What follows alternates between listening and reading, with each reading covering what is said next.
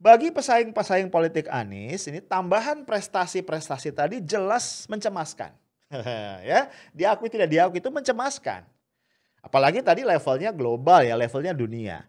Kenapa? Karena seolah-olah Anies ini terus menabung menabung kredibilitas, ya, menabung social capital atau modal sosial tanpa harus masuk ke gorong-gorong, tanpa harus belusukan, ya, tanpa harus mengejar-ngejar tunawisma, ya. Nah, jadi bisa dipahami nih guys ya, kalau kemudian muncul dugaan bahwa berbagai langkah sistematis itu dilakukan oleh pihak-pihak yang berkepentingan untuk menjegal Anies dari kemungkinan dirinya muncul sebagai kandidat yang kuat, kandidat potensial di Pilpres 2024 yang akan datang.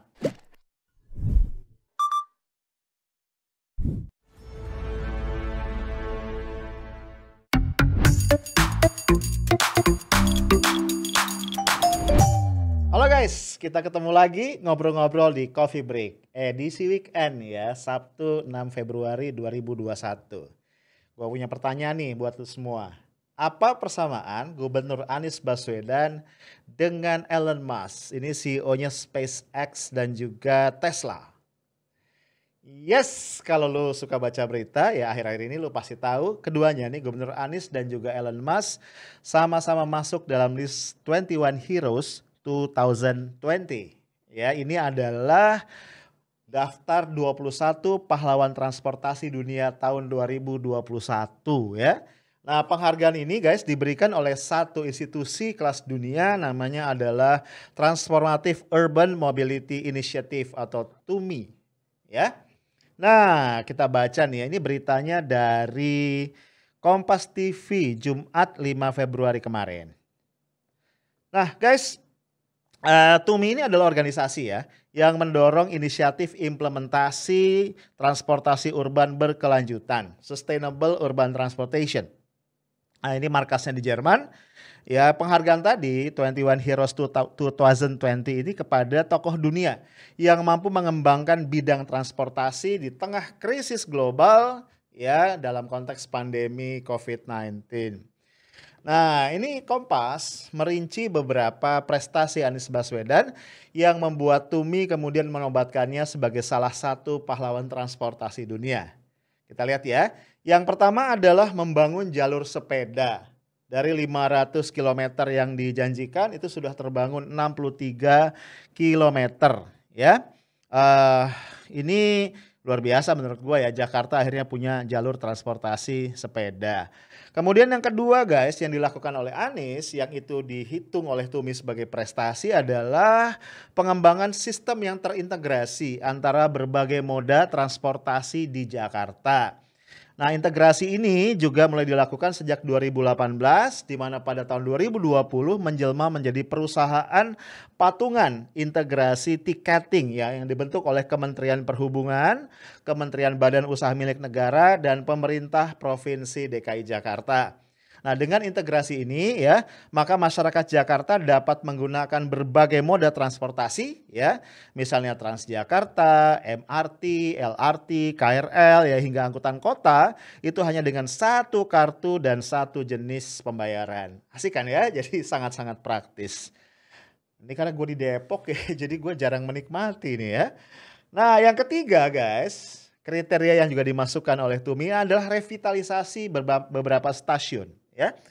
Jadi revitalisasi sejumlah stasiun KRL ini juga jadi indikator ya. Karena Pemprov DKI juga memang sudah menata setidaknya 4 stasiun. Yaitu Stasiun Tanah Abang, Stasiun Juanda, Stasiun Senen, dan Sudirman. Nah ini bertahap ya sejak Januari 2020 yang lalu. Nah dengan demikian ini merupakan bagian dari langkah mengintegrasikan semua moda transportasi baik Transjakarta, kereta api maupun juga angkutan-angkutan online ya. Selain itu guys masih dalam konteks ini Dinas Perhubungan DKI Jakarta bekerja sama dengan PT KAI dan PT Moda Raya Terpadu MRT untuk mengatur tempat juga nih bagi ojek online dan juga ojek pangkalan sehingga teratur dengan lebih rapi. Nah, satu lagi nih guys, tidak ketinggalan ada bus listrik ya, bus listrik untuk Jakarta. Nah, menurut Tumi, Anies ini punya andil untuk mengembangkan transportasi urban yang berkelanjutan lewat peluncuran bus listrik ya. Saat ini Transjakarta sudah melakukan uji coba 2 bus listrik yang melayani rute Blok M Balai Kota dalam periode Juli sampai Oktober 2020 ya. Dan ini akan dilanjutkan tentunya pada waktu-waktu berikutnya. Nah, luar biasa ya, ini bravo buat Gubernur Anies. Nah, kita lihat selain Anies Baswedan, ini siapa lagi sih yang masuk dalam daftar 21 tadi, 21 heroes tadi ya. Kita sebutkan di sini. Satu, ada Menteri Pemerintah Regional Brussels, Belgia, namanya adalah Elke van den Brand. Kepala Dinas Transportasi Medellin, Kolombia, Carlos Gardena Kahitan. Manajer Transportasi dan Mobilitas Publik ya di Ukraina, gue susah nih baca nama kotanya ya, Andriy Bly. Kemudian Menteri Transportasi Ethiopia, ada Managing Director Capital Region Urban Transport Odisha, India, pendiri SpaceX tadi ya, dan juga Tesla, Elon Musk, Deputy General Manager Shenzhen Bus Corp China ya. Kemudian Insinyur Lalu Lintas Seattle Amerika Serikat, Dong Ho Chang, Kepala Dinas Mobilitas Bogota, Kolombia, Wali Kota Tirana, Albania, Kepala Bagian Jalan dan Taman ya ini di Berlin, Jerman, mantan penasihat kota, eksekutif untuk perencanaan kota, lalu lintas dan transportasi, perlindungan iklim, perencanaan energi dan partisipasi publik di Wina, panjang amat jabatannya ya. Wali Kota Porto Alegre, Brazil, Wali Kota Paris, Wali Kota bidang sepeda Mexico City, ada Wali Kota bidang sepeda ya. Lalu Direktur Transportasi San Francisco Municipal Transportation Agency ya. Kemudian Gubernur DKI, Anies Baswedan, mantan Wali Kota Kochi, India, Gubernur Mombasa, Kenya, Wali Kota Singra, Bangladesh, dan Ketua Komite Transportasi Parlemen Uni Eropa. Ya, jadi ada tokoh-tokoh keren di situ ya, ada tokoh pemerintahan, ada tokoh swasta ya, ada juga orang-orang dari NGO ya. Nah, guys, kita lihat ya.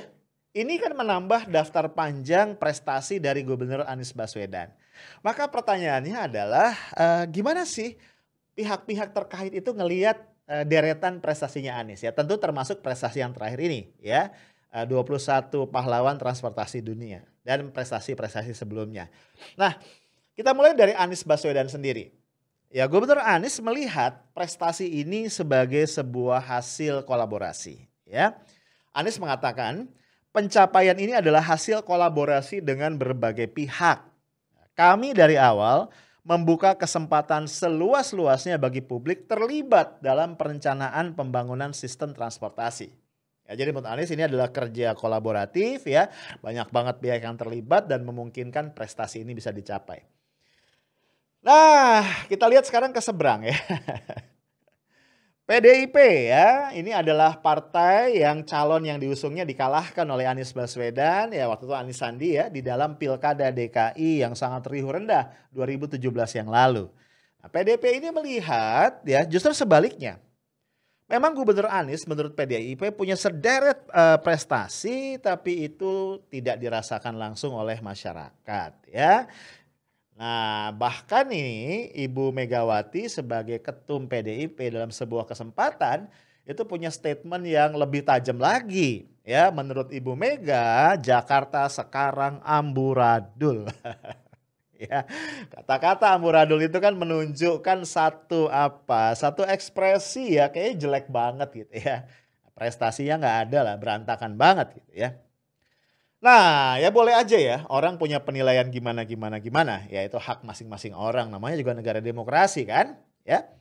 Nah guys, satu hal yang perlu gue garis bawahi, yang jelas nih bagi pesaing-pesaing politik Anies ya, karena bagaimanapun Anies ini sudah jadi tokoh politik ya. Walaupun Anies tidak punya partai politik dan tidak menjadi bagian dari parpol manapun, tapi Anies ini bagaimanapun tokoh politik karena gubernur itu jabatan politik ya, jangan lupa. Gubernur itu jabatan politik yang dipilih lewat proses politik. Nah, bagi pesaing-pesaing politik Anies, ini tambahan prestasi-prestasi tadi jelas mencemaskan. Ya, diakui tidak diakui itu mencemaskan. Apalagi tadi levelnya global ya, levelnya dunia. Kenapa? Karena seolah-olah Anies ini terus menabung menabung kredibilitas, ya, menabung social capital atau modal sosial tanpa harus masuk ke gorong-gorong, tanpa harus belusukan, ya, tanpa harus mengejar-ngejar tunawisma, ya. Nah, jadi bisa dipahami nih guys ya, kalau kemudian muncul dugaan bahwa berbagai langkah sistematis itu dilakukan oleh pihak-pihak yang berkepentingan untuk menjegal Anies dari kemungkinan dirinya muncul sebagai kandidat yang kuat, kandidat potensial di Pilpres 2024 yang akan datang. Misal nih ya, ini again spekulasi ya, dugaan, namanya dugaan kan bisa benar bisa nggak benar ya. Beberapa pihak misalnya mengaitkan ya, kenapa Ibu Risma kemudian ditarik menjadi Menteri Sosial. Ya jelas ya, kedudukannya di Jakarta ya, kita kemarin lihat rame-rame ya, belusukan, masalah tunawisma dan lain-lain. Ini dalam konteks untuk mendegradasi Anies Baswedan ya. Walaupun kita lihat ternyata belakangan nggak terlalu signifikan juga ya hasilnya. Nah, lebih lanjut lagi ya. Ya, sebagian pihak juga menengarai ada upaya nih menjegal peluang Anies atau minimal mengurangi peluang itu dengan membatalkan revisi Undang-Undang Pemilu yang lagi rame di DPR ya. Dampaknya apa? Dampaknya ya pilkada akan tetap dilakukan serentak tahun 2024 yang akan datang. Artinya Anies akan mengakhiri masa jabatannya pada tahun 2022 sebagaimana beberapa daerah lain ya. Misalnya saja Sumatera Utara yang gue inget ya, kemudian ada lagi Jawa Timur gitu ya. Nah ketika itu berakhir guys, dampaknya apa? Ya Anies akan parkir nih selama 2 tahun ya kan. Dari 2022 ke 2024 nih nggak punya jabatan publik. Artinya Anies nggak akan punya showcase gitu ya untuk menunjukkan eksistensinya kepada publik. Ini kalau nggak disiasati memang luar biasa dampaknya ya. Bisa mengurangi popularitas yang dampaknya akan langsung menghantam elektabilitas. Ya kira-kira analisisnya begitu. Nah guys, bahkan ada nih ya namanya analisis ya atau spekulasi kan bisa jauh ya. Ya bisa jadi berhubungan, bisa jadi juga enggak. Ada yang mengait-ngaitkan nih pembubaran FPI ya, kriminalisasi atas HRS yang sekarang ini sedang dihimpit bahkan sampai 21 kasus ya. 21 tuduhan ya. Ini adalah juga salah satu sasarannya walaupun bukan sasaran akhir ya. At least sasaran antara gitu ya. Intermediate targetnya adalah apa? Menghambat Anies ya. Karena ya orang nggak bisa lupa Anies itu bisa duduk sebagai gubernur DKI Jakarta ya lewat Pilkada 2017 itu juga karena antara lain didorong, dibantu, disupport oleh HRS dan FPI ya dan jaringan-jaringannya. Nah ini juga kan bagaimanapun sedikit banyak akan jadi kalkulasi bagi lawan-lawan politik Anies yang tentu tidak ingin kekalahan pahit di Pilkada 2017 DKI Jakarta itu terulang ya di dalam Pilpres 2024. Again guys, ini namanya spekulasi ya. Spekulasi bisa benar bisa tidak. Nah guys, so pertanyaan tersisa buat lu semua. Satu ya, bagaimana lu melihat prestasi-prestasi Gubernur Anies Baswedan ya? Apakah itu menurut lu adalah prestasi real yang mengangkat marwah Jakarta dan juga terasa oleh rakyat banyak? Dan pertanyaan kedua, apakah menurut lu memang Gubernur Anies sedang dijegal ya atau diminimalkan potensinya untuk bertarung di Pilpres 2024? Oke, stay tough, smart, and professional. Assalamualaikum warahmatullahi wabarakatuh.